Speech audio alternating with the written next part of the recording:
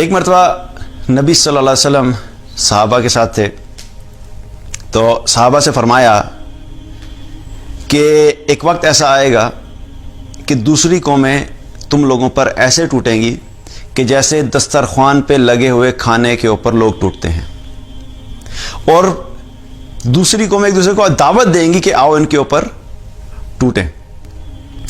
تو صحابہ وہاں موجود تھے، تو صحابہ نے عرض کی یا رسول اللہ صلی اللہ علیہ وسلم، کیا یہ اس وجہ سے ہوگا کہ ہم لوگ تعداد میں کم ہوں گے؟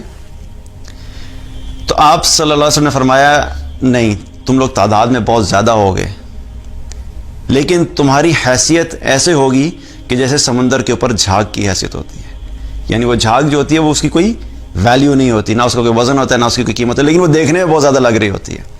اور پھر آپ صلی اللہ علیہ وسلم نے فرمایا کہ اللہ تعالیٰ دوسری قوموں کے دلوں سے تمہارا روب بھی نکال دے گا۔ آج ہمارا کیا حال ہے؟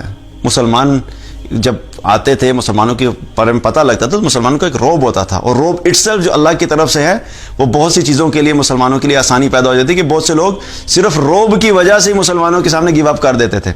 آج وہ روب ہمارا ختم ہو گیا۔ اور پھر آپ صلی اللہ علیہ وسلم نے فرمایا کہ تمہارے اندر ایک بیماری آ جائے گی، وہن۔ تو صحابہ نے عرض کی یا رسول اللہ وما الوہن، اے اللہ کے رسول صلی اللہ علیہ وسلم یہ وہن کیا چیز ہے؟ تو آپ صلی اللہ علیہ وسلم نے فرمایا حب الدنیا و کراہیت الموت، دنیا کی محبت اور موت سے نفرت، یہ بیماری تمہارے اندر آ جائے گی جس کی وجہ سے تمہارے پر یہ حالات آئیں گے۔ تو آج اگر دیکھا جائے تو ہمارے اندر جو دنیا کی محبت ہے، ہمیں سب سے زیادہ امپورٹنٹ ہمارے لیے کیا چیز ہے؟ ہمارے کپڑے، ہماری گاڑی، ہماری جاب، ہمارا بزنس، ہمارا گھر، ہماری دنیا کی انٹرٹینمنٹ، ہماری دنیا کی لگژریس لائف۔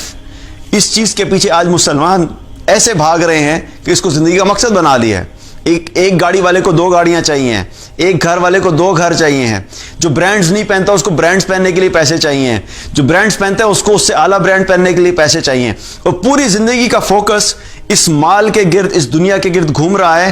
جس کی دنیا بہتر چل رہی ہے بس وہ سمجھ رہے کہ وہی کامیاب ہے، جس کی دنیا میں تھوڑا سا کمپرومائز ہو گیا اور کمی آ گئی وہ سمجھ رہے کہ وہ ناکام ہے۔ اس دنیا کی محبت کی وجہ سے کیا ہوا؟ ہمارے دلوں سے آخرت کی محبت نکل گئی، ہمارے اندر بے حسی آنا شروع ہوگی، ہمیں کسی سے کوئی اور غرض نہیں ہے، بس صرف اپنی زندگی پہ فوکس ہے اور اپنی زندگی بہتر ہونی چاہیے، باقی ارد گرد کیا ہو رہا ہے ہمیں اس سے کوئی فرق نہیں پڑتا۔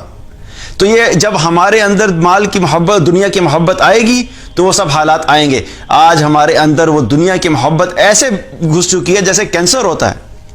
ہر مسلمان کو اپنے مال کی فکر ہے، اپنی دنیا بہتر کرنے کی فکر ہے، اور کوئی آخرت کی فکر نہیں، اللہ کے دین کی کوئی فکر نہیں، اللہ کے احکامات ٹوٹ رہے ہیں تو کوئی فکر نہیں۔ جب ہم اس حالات میں آئیں گے، جب یہ چیز ہمارے اندر آئے گی تو پھر وہی ہوگا جو ہو رہا ہے۔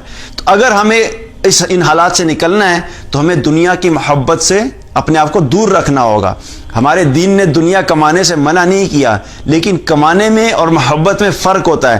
ضرورت کے تحت جو چیز ہے اس کو کمائیے حلال طریقے سے، ضرورت کے تحت حلال طریقے سے مال زیادہ بھی کما سکتے ہیں، لیکن اپنا فوکس اپنا کلیئر رکھیں، اپنا مقصد کلیئر رکھیں۔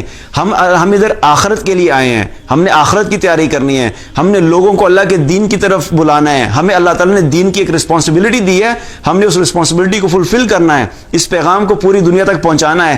اپنا کام پورا کرتے رہیں گے، اپنی رسپانسبلٹی دینی پوری کرتے رہیں گے، فرائض پورے کرتے رہیں گے، تو اس کے ساتھ ساتھ اگر دنیا کمائے تو کوئی مسئلہ نہیں، لیکن دنیا کی محبت سے ہمیں نکلنا ہے، کیونکہ دنیا کی محبت ہمیں اس زوال کا شکار کرنے میں اس کی ایک بہت بڑی وجہ ہے۔ تو چوتھی چیز کیا ہے کہ دنیا کی محبت جو ہے وہ ہماری اس زوال کی